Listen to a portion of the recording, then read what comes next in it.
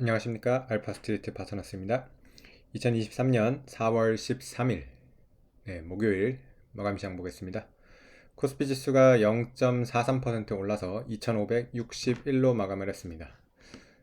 오늘 코스피는 하락으로 시작을 했는데요. 장중에 거의 지지부진하다가 장 막판에 동시호가에서 이렇게 올리면서 결국에는 0.4% 조금 상승을 했습니다. 그래서 종가 기준으로 2561은 최근 들어서 제일 고점이고요. 그래서 그리고 또 오늘 장중 최고가이기도 합니다. 그래서 종가가 고가로 마감을 했고요. 계속해가지고 뭐 좋은 모습을 보여주고 있습니다. 그래서 코스피 지수 보시면 2500선 이렇게 넘어간 이후로는 계속해서 상승세 이렇게 보여주고 있습니다. 간밤에 그 미국 증시는 조금 빠졌었는데요. 다우는 0.1% 정도 빠졌고요. 나스닥이 거의 1% 가까이 이렇게 빠졌습니다. 그 간밤에 이제 발표한 이제 CPI 5.0%로 나오면서 사실 CPI는 꽤 잘 나왔거든요. 컨센서스가 5.2%였는데 5%로 이렇게 나오면서 컨센서스보다 좋게 나왔고요. 그래서 물가가 이렇게 떨어지는 거는 주식시장의 호재죠. 그래서 제 미국장이 상승으로 출발을 했었는데 결국에는 이렇게 하락으로 마감을 했습니다. 좀 여러 가지 우려가 다시 생기는 것 같아요. 보면 우선 이제 지금 WTI 석유 가격이죠. 석유 가격이 좀 높아요. 지금 83달러까지 이렇게 오르면서 아무래도 석유 가격에 대한 부담이 좀 있고요. 그러다 보니까 이제 다음 달에 CPI가 더 떨어지는 게 아니라 뭐 다시 오를 수도 있다. 이런 우려가 하나 있고요. 그리고 또 연준이 얘기를 하면서 경기 침체 얘기를 했습니다. 그래서 연준이 경기 침체를 얘기를 하는 거는 이제 거의 처음으로 인정을 하는 것 같고요. 그래서 올해 말쯤에 약하게 뭐 경기 침체가 올 것 같다 뭐 이런 식으로 얘기를 해가지고 또 경기 침체에 대한 그런 우려도 계속 생기면서 좀 주식이 이렇게 약하게 마무리를 했습니다. 그런 상황에서 뭐 우리나라 코스피는 이렇게 좀 상승을 했으니까 상당히 선방을 했다고 이렇게 볼 수 있을 것 같습니다. 주요 종목 한번 보시겠습니다. 오늘 삼성전자는 100원 올라서 그래도 상승으로는 마감을 했습니다. 삼성전자 최근에 이제 흐름을 보시면 거의 66,000원에서 좀 움직임이 없는 그런 상황입니다. 66,000원에서 이제 더 위로 올라가기에는 또 부담스러운 그런 상황인 것 같아요. 아무래도 지금 반도체 업황에 대한 이런 턴어라운드 기대감으로 여기까지 올라왔는데 아직까지 그런 구체적인 숫자로 이렇게 보여주는 건 없거든요. 그래서 좀 더 이렇게 반도체 업황이 나아진다는 모습, 그리고 또 삼성전자 아니면 실적이 좋아질 거라는 그런 모습이 좀 확실하게 나와야지 더 올라갈 수 있을 것 같습니다.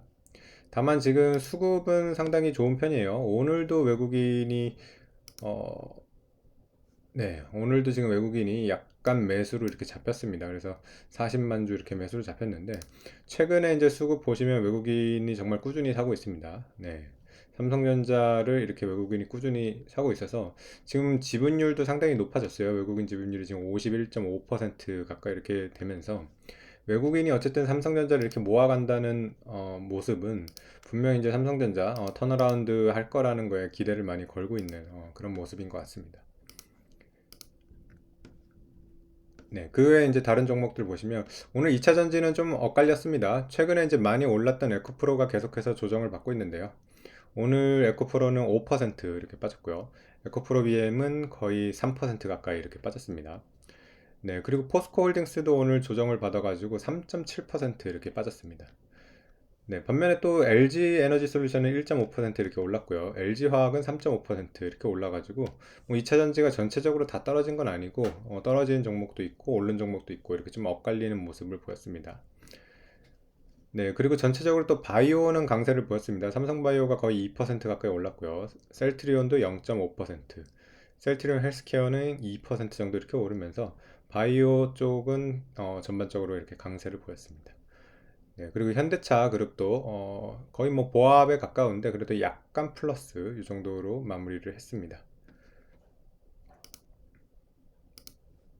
네, 그리고 오늘 또 좀 특이한 움직임이 하나 있었던 게 원달러 환율인데요.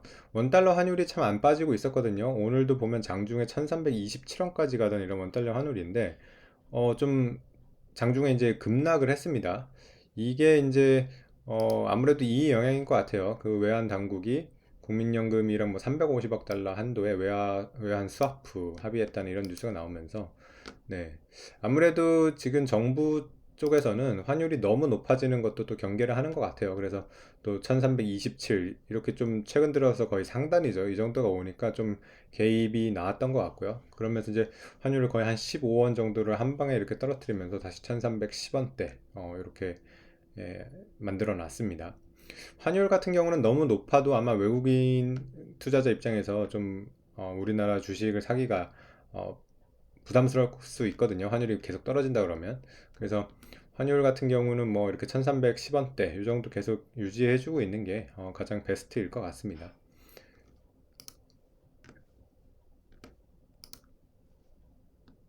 네, 그래서 오늘 뭐 코스피가 어쨌든 옵션 선물 옵션 만기일인데 이렇게 플러스로 마감을 해가지고 좀 다행인 것 같고요.